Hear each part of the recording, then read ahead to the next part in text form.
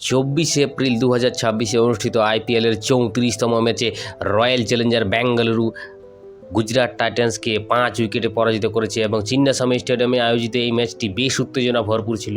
সত্যি কিং কোহলিকে দেখার যে উত্তেজনা এবং আইপিএল যে fan base, really loyalty of RCB. তো আজকে যদি আমরা ম্যাচের হাইলাইটস দেখি তো খেলাটা চিন্নাস্বামী স্টেডিয়ামে হয়েছিল এবং আরসিবির ক্যাপ্টেন রজত পাটিদার টসে জিতে প্রথমে বোলিং করার সিদ্ধান্ত নেয়।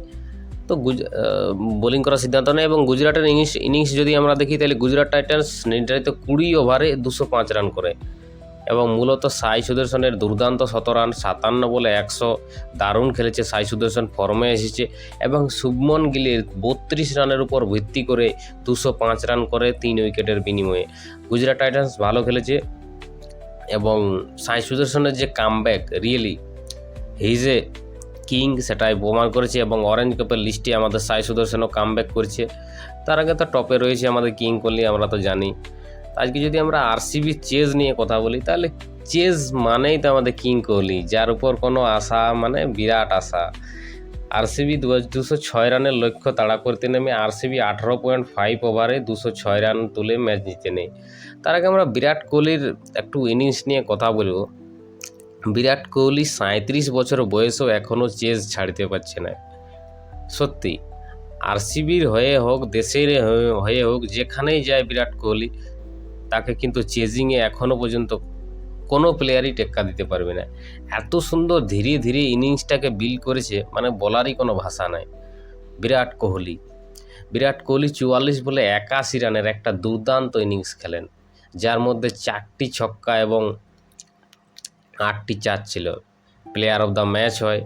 সত্যি অসাধারণ খেলেছে। কিং ইজ এ কিং, আর বলারই কোনো ভাষা নাই। সঙ্গে দেবদূত পাটিকেলও ছিল আমাদের।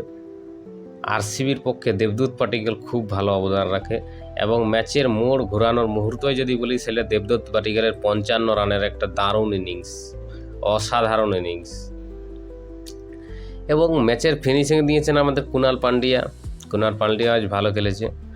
গুজরাটের যদি আমরা বোলিং লাইন একটুকু দেখি তো 2 উইকেট পেলেও আরসিবি, গুজরাট আর রশিদ খান 2 উইকেট পেলেও আরসিবিকে আটকাতে পারেনি এবং এই জয়ের ফলে আরসিবি প্রায় পয়েন্ট টেবিলের 2য় স্থানে এসেছে। মানে এই খেলায় গুজরাট 200 রানও চেজ করে দিল। মানে কত রান টেক্কা দিলে আরসিবি পারবে না সেটা আমি কমেন্টে জানতে চাই। তার আগে বিরাট কোহলির ইনিংসটা আমরা আরেকবার বলছি। বিরাট কোহলি 44 বলে 81 রানের 37 বছর বয়সী একজন।